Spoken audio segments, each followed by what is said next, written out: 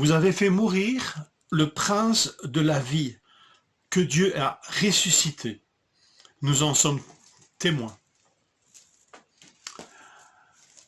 Dans ce récit, la guérison du paralytique et l'annonce de l'évangile sont étroitement liées. Jusque dans peut-être des détails et même dans le vocabulaire utilisé. Savez-vous, moi je ne le savais pas, que le verbe utilisé ici pour dire Jésus est ressuscité, dans Acte 3,15, est le même verbe utilisé par Pierre pour dire au paralytique « Lève-toi ». Et lui tendant la main, il l'aida à se lever. Et que ce verbe « ressusciter » est utilisé dans ce sens de très nombreuses fois dans le Nouveau Testament. C'est plutôt l'utilisation ou sa forme « se lever » qui est plus rare. Alors c'est étonnant que dans le récit de la guérison de cet homme, c'est le verbe qui dit la résurrection qui est utilisé. Ressuscite, lève-toi. C'est fort ça. Et c'est pas le seul cas.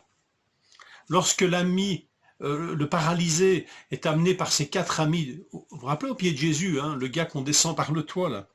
Jésus va lui dire aussi lève-toi, prends ton lit et marche. Et c'est à nouveau le même verbe utilisé pour dire habituellement ressusciter. Quand le paralysé de la piscine de Bethesda, dans Jean 5, 8, est guéri par Jésus, lève-toi. Et c'est à nouveau le même verbe. Ressusciter. D'ailleurs, il y a deux récits miraculeux de résurrection. Celui du garçon de la veuve de Naïn, touchant le cercueil, Jésus va dire « Lève-toi » et il ressuscite le garçon. Et la fille de Jairus, le chef de la synagogue, « Ma fille, mon enfant, lève-toi » pour lui dire « Ressuscite ». Et elle se réveilla, elle ressuscita. Et le texte nous dit dans Luc « Et il ordonna de lui donner à manger ». La résurrection qui touche le quotidien des hommes. La résurrection de Jésus qui quelque part est la nôtre quand Jésus agit puissamment pour relever un paralysé, relever la fille de la synagogue, du chef de la synagogue et lui dire après donnez-lui à manger. Seigneur, c'est tellement grand, c'est surnaturel la résurrection et toi tu la ramènes à des dimensions qui nous touchent de tellement près. Quel rapprochement étonnant entre ces récits de guérison de boiteux et ces résurrections. Avec le même verbe, lève-toi.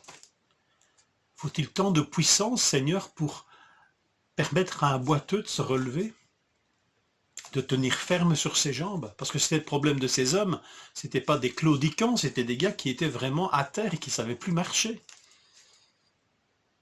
De les relever, de leur permettre de marcher. Seigneur, il faut tellement de puissance que tu dois utiliser le mot qui dit la résurrection pour cela. Qui était boiteux? Grande question. Cet homme, interdit de temple, puisqu'il était à la porte du temple, ou ceux qui y entraient, qui pouvaient le regarder de haut, même lui jeter une piécette pour avoir bonne conscience. Finalement, le message est incroyable. Le boiteux, c'est vous. Les boiteux, c'est vous. C'est vous qui avez besoin de résurrection.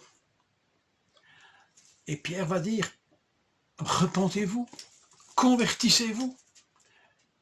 Et des temps de rafraîchissement viendront dans vos vies. Dieu vous pardonnera vos péchés.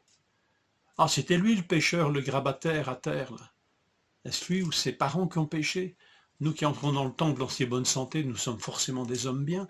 Quel curieux renversement de situation. Les boiteux ne sont pas ceux qu'on suppose. Et s'il a fallu de la puissance pour relever cet homme, il en faut aussi une grande pour que des hommes qui ne se savent pas boiteux, qui ne se savent pas à terre écrasés par le péché, puissent se relever et ressusciter à une vie nouvelle. Incroyable, hein? Aussi sûrement que ce boiteux s'est levé,